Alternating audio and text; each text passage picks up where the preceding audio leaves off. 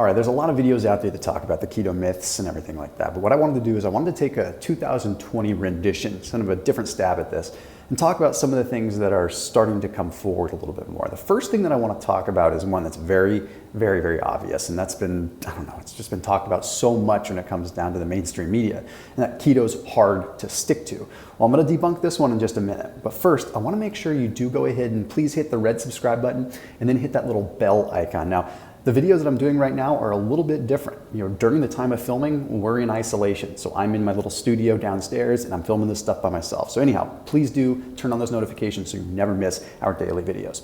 First thing I need to talk about, keto is hard to stick to. Look, what's making keto hard to stick to isn't the fact that you're depriving yourself of anything. It's the fact that we have food marketing bombarding us all the time. Okay, we have hyper palatable foods. We have bright colors. If you look at any kind of food marketing in the first place, one of the first things they do is try to psychologically sort of entice you to want that food. Look at most junk food, bright colored packaging. Okay, bright fluorescent powders on foods. The fact of the matter is that that is what is making us addicted to food. But when you actually look at the research and you look at the ketogenic diet as far as longer term studies, well then you see, wait a minute, there's actually a strong adherence to it. So I want to talk about the Virta Health study. Now the Virta Health study is a study that's been going on for over 2 years, taking a look at people with metabolic disorders that are doing a low carb ketogenic diet. Well, it turns out there's a 74% adherence rate with the ketogenic diet. Okay, so we're talking about a huge, huge difference in how people can adhere to a diet with the ketogenic diet versus any other kind of diet. Now, one of the things we have to look at, of course, and probably something you've heard before, is that beta hydroxybutyrate, which is the main ketone body, is very, very satiating. I mean, you see it used in all kinds of different methods, right? Where exogenous ketones are used to suppress the appetite. Well, it's the same thing when you're eating a nutritional ketogenic diet. So the point is, you are not going to be starved of anything. Point blank, keto is not hard to stick to. Now, the next one I want to touch on is talking about red meat and saturated fat. Because people think that you always have to be eating red meat and saturated fat. That's not the case. The ketogenic diet is a style of eating. It's a style of macronutrient changes and deprivation. It's not necessarily one specific set of foods. Anyhow, let's dive into this one a bit. So it's easy to look at the ketogenic diet and think, wait a minute, I'm just going to be consuming a bunch of red meat, a bunch of dairy, a bunch of cheese, a bunch of saturated fat. Truth be told, that is not the case at all. Okay, here's what's going on. All we have to be looking at is how much fat you want to get in, how much protein you want to get in, and how many carbohydrates you want to get in. The New York Times in 2019 came out and said the ketogenic diet is worrisome because it encourages a diet high in saturated fat. I can speak from my own personal experience. I do not eat a lot of saturated fat. Look, let me give you just a simple example. If you want to consume 75% of your calories from fat, there is nothing saying that those 75% need to come from saturated fat. They can come from polyunsaturated, they can come from monounsaturated fat. You could drink 75% of your calories from olive oil if you really wanted to. The ketogenic diet is not telling you to eat any one specific kind of food. And then when it comes down to the protein sources, I'm a big fan of switching them up anyway. I go periods of time where I go plant-based. I go periods of time where I have more red meat. I go periods of time where I go more pescatarian.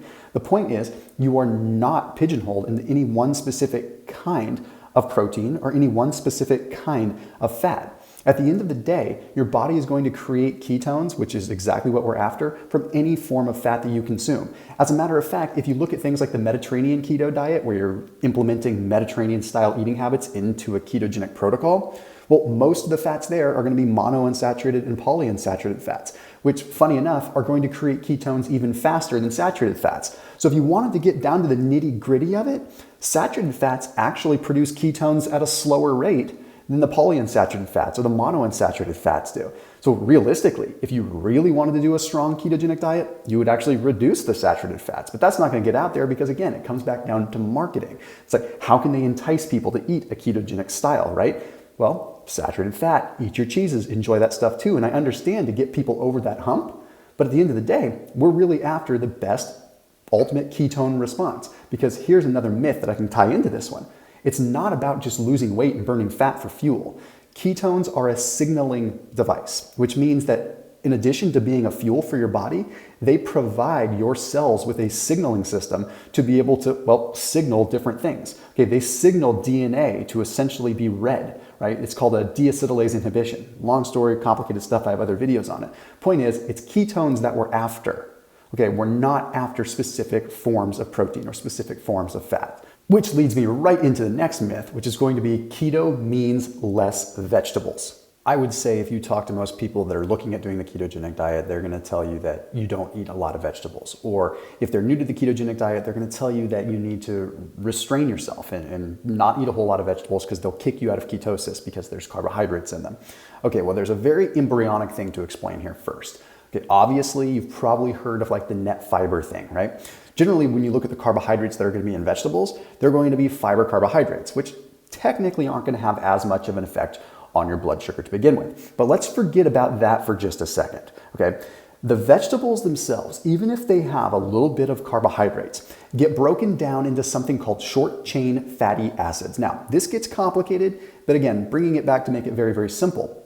Okay, these short-chain fatty acids are called butyric acid or butyrate. Okay, and what that means is basically when the bacteria in your gut starts to break down these vegetables, they get turned into this short-chain fat, which feeds what are called the epithelial cells within your intestinal tract. Why is this powerful? Well, because it turns out that this short-chain fatty acid that vegetables turn into actually has the ability to turn into ketones. Because guess what? When you break down fats, you're ultimately breaking them down into shorter chains to eventually get turned into ketones as well. In fact, there is some evidence out there that shows that butyrate, which again, broken down from vegetables, could be potentially more ketogenic than MCT oil. So what I mean by this is by eating your veggies and actually chewing them well and actually having them digest, you could potentially be putting yourself in a spot to create more ketones, which isn't going to kick you out of ketosis. It's going to level up the effect. Okay. Additionally, you're taking care of those epithelial cells. You're feeding the intestinal cells that are helping prevent the potential of what's called a leaky gut. Okay. Now, this goes down a bunch of different rabbit holes talking about inflammation modulation and everything like that, which again, I have probably dozens of videos surrounding that. But I wanted to just be able to debunk this myth. I lost more fat when I increased my vegetable content and stopped concerning myself whether it was going to kick me out of keto than I did when I was trying to restrain carbohydrates in general. Don't think about it too much. The focused vegetables that you want to be paying attention to are going to be the ones that are deep leafy greens. Okay, the deeper green, the more chlorophyll, the more ultimate, if you want to call it detoxification effect or chelation effect you're going to have. Anyhow, I digress, but on to the next one, which is going to be fruit. When I was losing weight and I started sprinkling a little bit of fruit into my diet, something magical kind of happened. Now I speak from my own experience here because again, I think it was somewhat psychological. The fruit kind of gave me that feeling like, okay, I'm not missing out on things. I think we have this belief within ourselves just simply because of how we're raised and just probably the generation a lot of us grew up in, that fruit is nutritious and fruit has a lot of vitamins and minerals. And to some degree it does, but they kind of get canceled out by the sugar. Anyhow, we feel like we're missing something when we don't have fruit. And when we go on a ketogenic diet and we feel like we can never touch that healthy nature candy, right? Well, that makes us believe that we're missing out on something. Well, the truth is a little bit of fruit is going to be fine, especially if it's berries. What I usually recommend is no more than like a quarter, absolute most half cup of low glycemic berries, like strawberries or raspberries, things like that. The thing that you have to remember, however, is that fructose, which is the sugar from fruit, gets processed in the liver, which means it's very easy to overdo it. Okay, so with a lot of power like that, by eating that fruit comes a lot of responsibility, right? Just like Spider-Man, like I always say. So what you want to be doing is you want to make sure that you're having that fruit later in the day. Okay, here's what's going on. In the morning, your body actually can't utilize that fruit nearly as much. Okay, you actually should be having your fats allocated towards the morning. And if you're going to have a little bit of carbohydrates or a little bit of fruit, you want to do it later in the day, simply because you're going to have the glucose transporters that are going to actually allow that fructose to go and do its job and not potentially spill over a lot easier. You see, there's a study that was published in BMC Medical Genomics that had found this. They found that basically our storage mechanisms or our ability to store fat or ability to utilize energy, et cetera, was different with diurnal rhythms from the morning to the nighttime. So have a little bit of fructose, have a little bit of fruit, have your berries to keep you sane. My recommendation would be 3 to 4 days per week, allow yourself to have that quarter, third cup of strawberries dipped in a little bit of heavy whipping cream or something like that. You're all good. As we move on to this next myth, this is a really, really important one and a little bit of an esoteric one that people don't usually talk about, but it's a mistake that I see people making and I want to be able to get it corrected. Okay. eating way too much in the way of protein, not because it's kicking you out of ketosis, but because of what it can do with the levels of methionine within your body. The point here is you're going to want to cycle through your proteins. So listen very, very carefully. So when you're doing keto, you're usually eating more protein than if you were not doing keto. Now, the common discussion that people are going to be having is, oh, well, you shouldn't eat so much protein because it can kick you out of keto. No, that quite honestly is debunked. I don't even want to talk about that one. What I want to talk about is eating too much of the actual muscle meat and not getting the amino acids that you need from other forms of food to balance it out. Here, let me make some sense of this. So what's going on? Okay, you're eating a bunch of steak, you're eating a bunch of chicken, you're eating a bunch of muscle meat. And ordinarily this wouldn't be that big of a deal, but it becomes such a big constituent of your overall diet that it does become a big deal in this case. Well, what happens when you eat just muscle meat is you have a high degree of what's called methionine. Methionine is an amino acid that you get from just the meat, okay, from just eating meat, just the muscle portion. Hear me out on this, okay? So what happens is that methionine contributes to increased levels of what's called homocysteine. Now, you could name countless studies that show that homocysteine contributes to cardiovascular disease, and homocysteine can be, very bad, right? The whole point is, if your body is healthy, homocysteine should get recycled through folate-dependent methylation or folate-independent methylation, different forms in which essentially homocysteine gets recycled by the liver and gets broken back down into the proper just amino acid form and can get essentially broken down. Well, here's what you have to look at. In the big picture of things, in the grand scheme, we, in our history, were probably eating more than just the muscle meat. If a caveman made a kill, he wouldn't just eat the leg meat, right? He'd eat the tendons, he'd eat the bone, part of the bones, the marrow, things like that. In other words, he'd be getting collagen in. Well, collagen has a high degree of what's called glycine. Turns out that glycine is an amino acid that is required for these specific methylation processes, like the folate-independent and the folate-dependent methylation of homocysteine. So if we don't have glycine coming in, then we don't do a very good job of recycling this homocysteine. So my words of encouragement here, try to get different sources of protein to make sure you get your glycine in. Okay, whether it's going to be a pea protein, a collagen protein. Okay, so I know people that do carnivore that still should be abiding by this. Point is, over time, too much methionine is being shown to be quite bad. We don't want to have increased levels of homocysteine.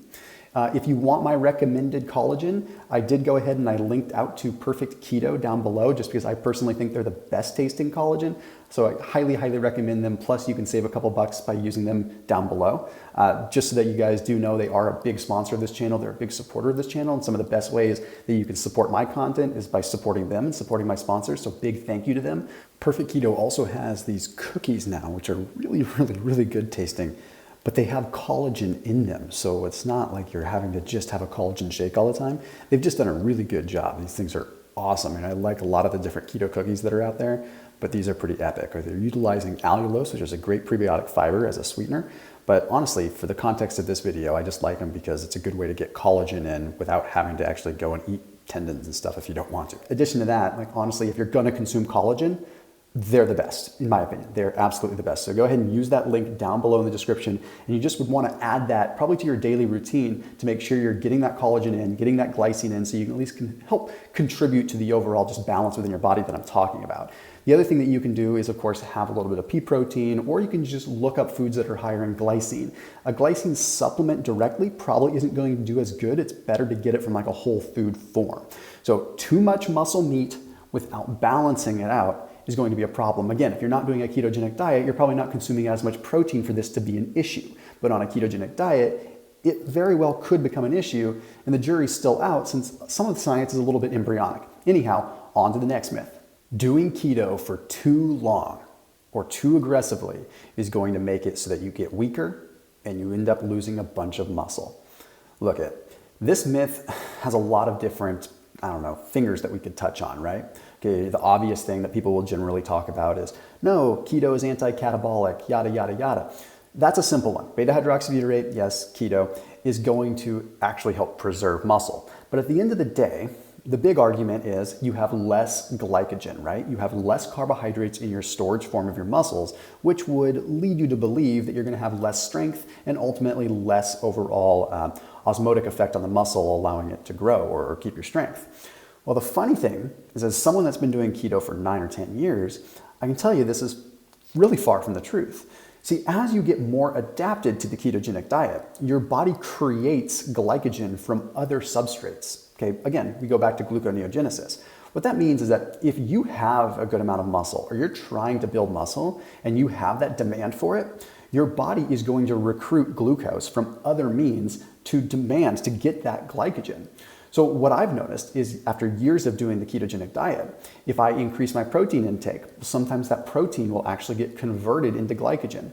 Point is here, if you're working out, you're lifting weights, and you're actually continuing to train the way that you should, if you're trying to build muscle or trying to maintain muscle, the ketogenic diet is absolutely going to support that just as well as any other diet. I wouldn't say it's necessarily superior, because whoever wants to do whatever they want to do, I mean, that's fine.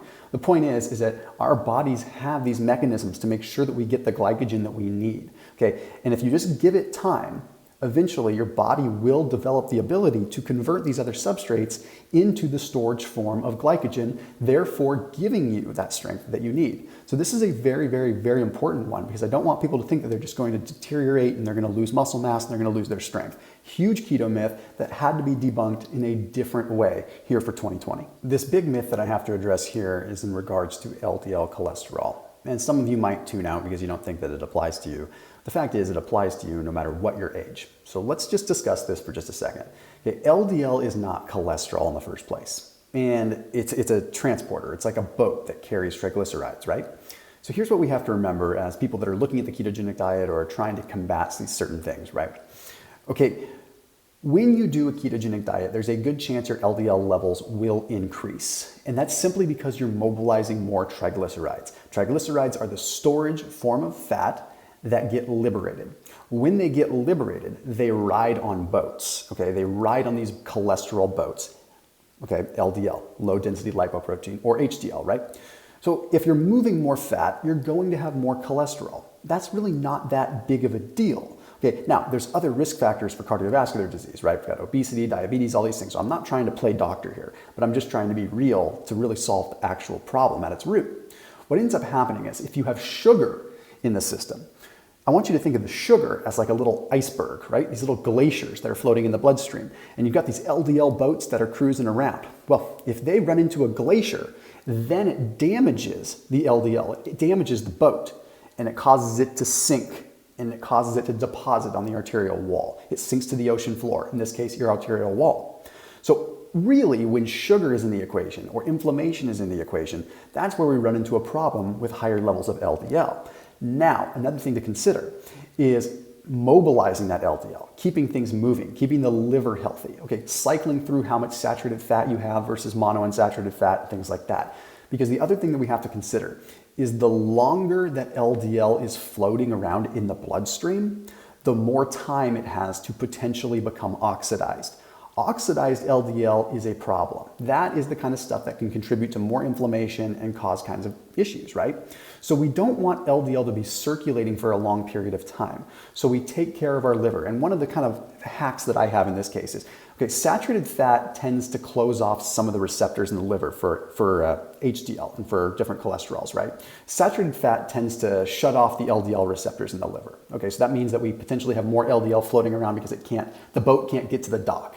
So what you want to do is you want to go through periods of time where you do go low saturated fat so that you can increase sort of the affinity of the liver for the LDL. Meaning if your LDL levels are high, if you do cut out the saturated fats for a temporary amount of time, you can at least give your body a purging break to let those LDL levels come down. Because again, I have to be real. Hey, LDL is not necessarily the problem, but high levels of LDL can still potentially be bad. So it's not like we just want to just run around thinking that our LDL levels are fine if they're through the roof. We still want to kind of do something about it. Anyhow, the point is, don't be stressed out thinking that that's the root of the problem. The root of the problem is usually coming from sugar, it's coming from glycation, and it's coming from other things. So as always, I do want to make sure that you keep it locked in here on my channel. We have videos coming out just about every single day. I appreciate you being here, and I'll see you tomorrow.